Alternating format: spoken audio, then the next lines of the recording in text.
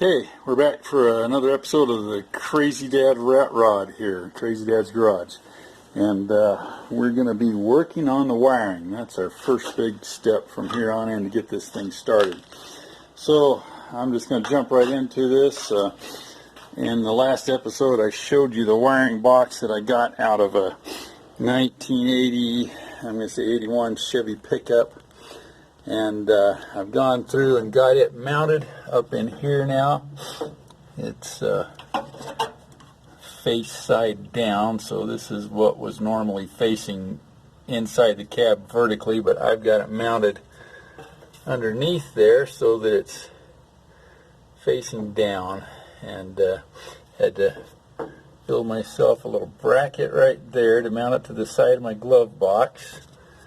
See, inside here got those two gold screws on the side back there, so I got that taken care of. And then there's also, it's mounted to that crossbar right there that is actually the mount for the handle of the cowl vent, but one of my screws fit really good in there, so I just drilled a hole and put it in there, and the second one is drilled up into that. So now I've got it mounted. From here on out, mostly we're just going to be hooking wires up, and so I'll probably go kind of a system at a time and do that.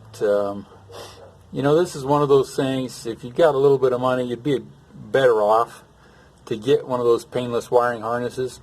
They do a really good job from what I've heard and make a great product. But again, this is for the guy that's bucks down and just wanting to do things in his garage. And for me, as much as anything, I just want to see if I can do it. So I've wired some stuff before quite a bit, and it's not a big deal from this point on in.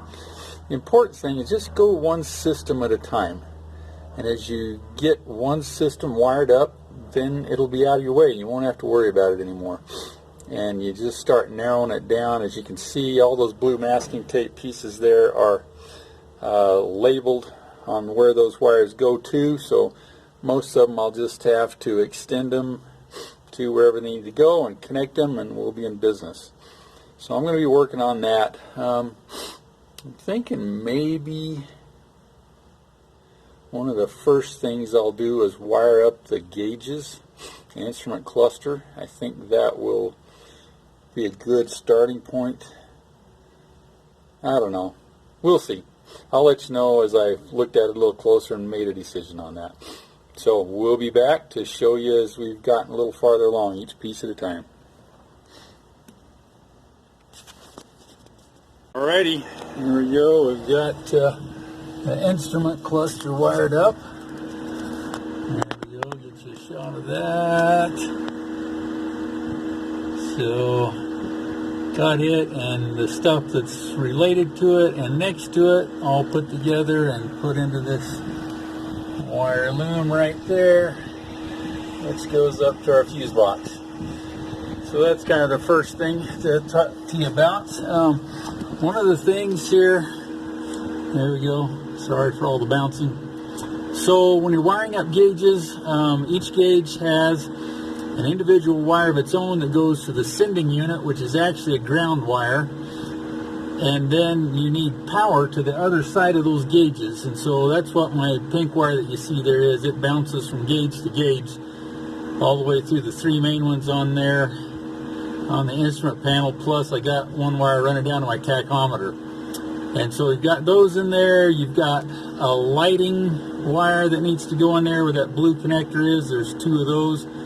And also in with this one I have, you can't see it very well, but right above the gauge cluster is a high beam indicator light. So I've wired those all together and put them in that wiring loom. Coming back here, and all of that is back to my fuse box. And so now we're ready to get on to the next piece of the puzzle here.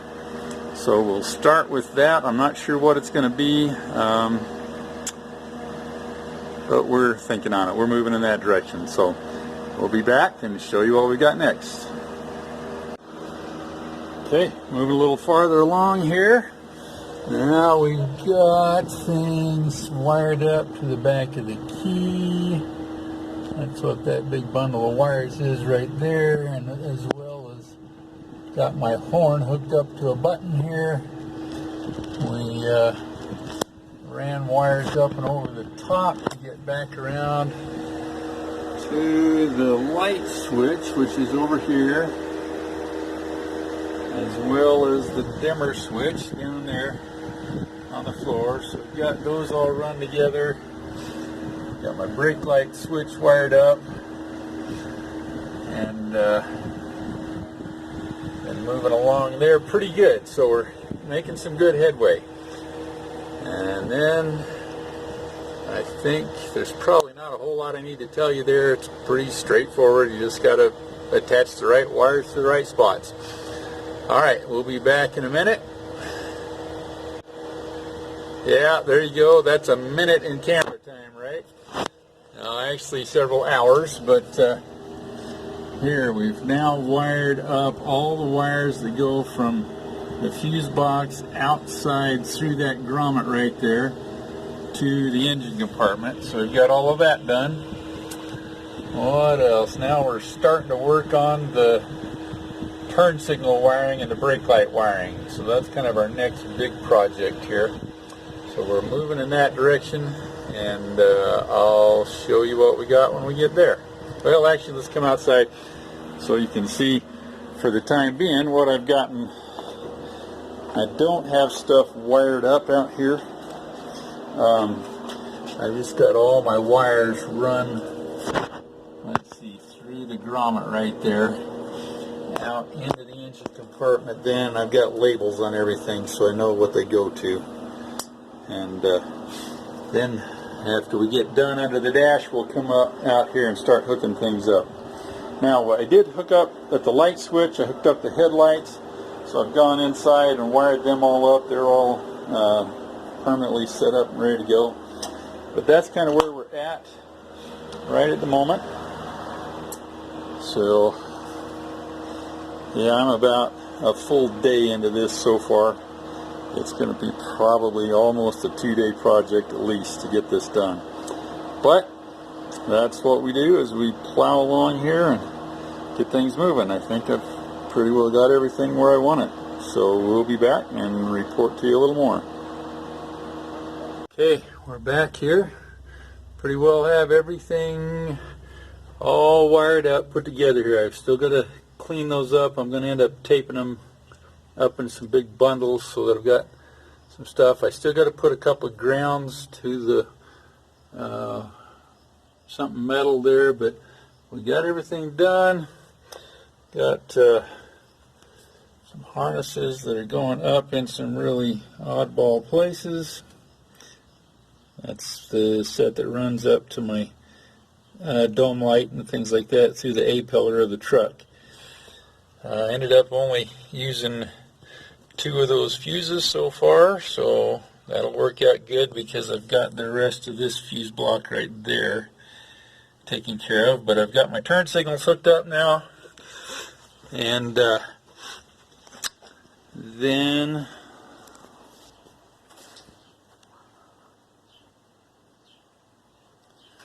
we came around to the back here, and I've got my tail lights all wired in. I'm gonna go around and clean this stuff up. But back here, I've got just to save some complication in a homemade wiring harness, I'm gonna have stop and tail light in here. In this one, there's 2 different bulbs, and in this one, I'll have my turn signal bulb. And that'll keep me from having a crossover signal from my turn signal bulb to my brake light bulbs, which ends up combining the 2 sides and making them not work. So normally on a newer system there's a diode set up of some kind in there to keep that from happening. But we've got those together. Got my fuel tank sending unit hooked up there. I've still got to run the wire through the frame up to the front. But that's going to do us for tonight. And tomorrow then I'll be around here hooking up all of these wires. And that should go fairly quickly. And then I'll show you some wrap-up pictures of the wiring harness. So there we go. We're making good progress. I'm happy about this. This has been one of the big obstacles I've been needing to overcome for quite a while. So anyway, we'll be moving forward and we'll show you as we get it wrapped up.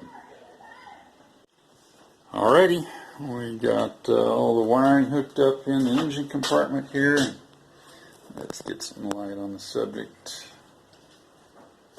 There we go. So we got our harness coming out of that grommet there. Got one small one coming along the back that hits a couple of things right there and then goes down to the front turn signal.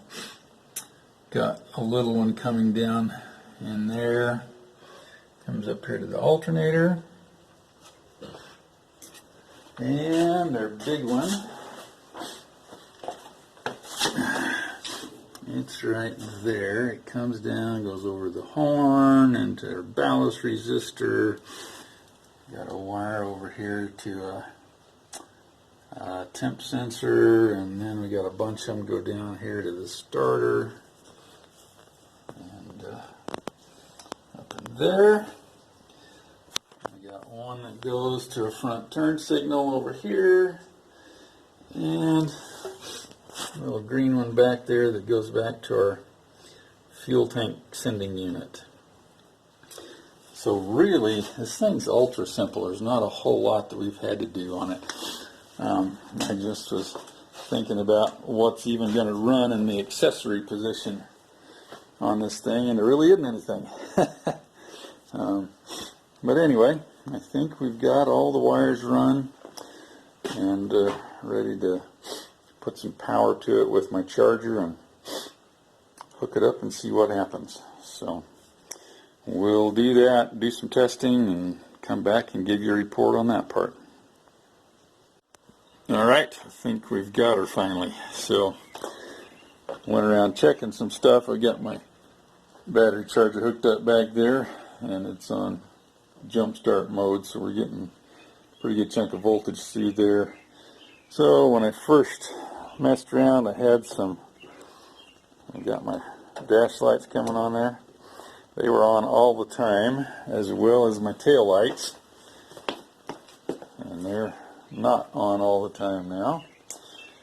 Gotta have the switch on to do it. I had some problems with stuff, come to find out. Had an extra wire on the light switch that was messing up how everything works. So got that taken care of. So I've got tail lights,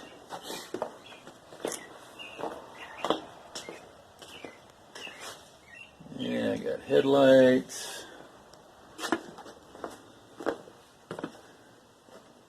them shut off. We got brake lights. Yeah, we did there. And then I've got my turn signals hooked up separately. So, kind of a cool turn signal indicator in there. It'll probably blind me at night while I'm driving it, but I had them and I thought it'd be fun.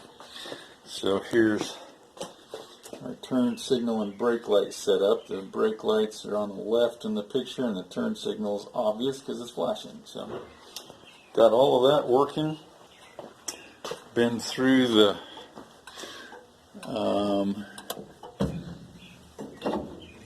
engine compartment and checked out all the other wires, and every place I should have power, I've got power. And so I think we're ready there. I think we got her done. Now I just got to find myself an oil pressure sending unit so I can hook that up. And my starter's hung up, so I got to get it pulled out and checked to make sure it's free. And we should be electrically ready to go with this baby. So anyway, there we go. I think that's the conclusion of that big project. So now we'll have a few little things like my gas tank sending unit. I'll have to pull it out and see if it's even working. That's out of a 1948 Chevy, so who knows if it works or not. But we'll do that. I got to get myself a good battery in. That's just an old dud that I've got. sitting in there.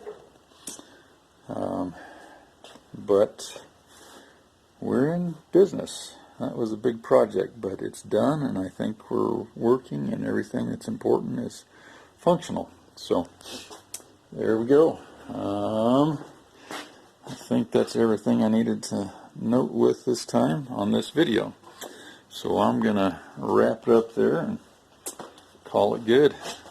So that's kind of our first big video episode here of the Crazy Dad's Rat Rod. And probably, I'm not actually sure exactly what I'm going to start on next, but we'll let you know that when we start that next video. So here you go. Hope you had fun watching that, and find some encouragement from the your ability to wire your car. It's really not that hard. It just takes time. And now this one was about as simple as they come. But if you're building something simple like this, then it won't be that difficult. And other than that, you might have to add in some more circuits. But a couple things that something I'll share with you here that I have learned, if I can find it. I don't know if I got a good example. So, yeah, I'm using a lot of these crimp fittings, and I'll give you an example of one of the things. So, a lot of people like to badmouth these fittings, and I've actually done a lot of work with them and not had any real problems. And one of the tricks that I've found is that rather than just crimping them once on each side to go over each wire, I put two crimps, one here, one closer to the center, and then when I get on the other side, I put one at the outside edge and one to the center, so that the entire metal that's down in there is crimped onto your wire, the whole length of that connection in there. And that does two things. It double bites it so that it grabs better and won't pull out, and it also ensures that it's not flexing and giving it a place to cause corrosion and things in there. So that's a little trick that I've learned. And then the second thing is, every time I use a butt connector like this out in the weather, where it's going to be on the outside of the truck, I always make sure I wrap it with tape, so that it's covered up and helps make it a little more weather resistant and keeps the water out of that. Water in these things is probably one of the big things that kills connections made with them. So those are a couple little tips that I found that I think will be helpful to anybody that's doing this kind of thing. Outside of that, have fun. You can do a lot of amazing stuff without spending a ton of money. I've on this whole wiring job, well, I had to buy that fuse box at the wrecking yard, but I probably only paid $10 for it. And I had an entire wiring harness out of another car that I'd scrapped out. And I was able to get by with just using the wire out of that and that new fuse box that I had in order to get this project done. So I think we should be in good shape there. And again, aside from buying probably less than $10 worth of these connectors of different styles and buying that fuse box, that's really the only money I had into the thing. I did go through and replaced a bunch of bulbs in my tail lights and stuff, and several of the other little indicators that I have, because some of them were bad, but all of them were 6-volt bulbs, and I've got a 12-volt system, and those two things are not compatible. All you got to do to know that is hook up your 12 volts to them, and boom, it blows the bulb out. So I replaced all those. So I guess if I'd had to buy those would have been something, but I've got a pretty huge collection of old bulbs, so I didn't have to spend any money on that. I had to buy a key switch, which I just got at the auto parts store, my light switch, my washer switch, my tachometer, my gauges, all those were salvaged out of other vehicles that I had.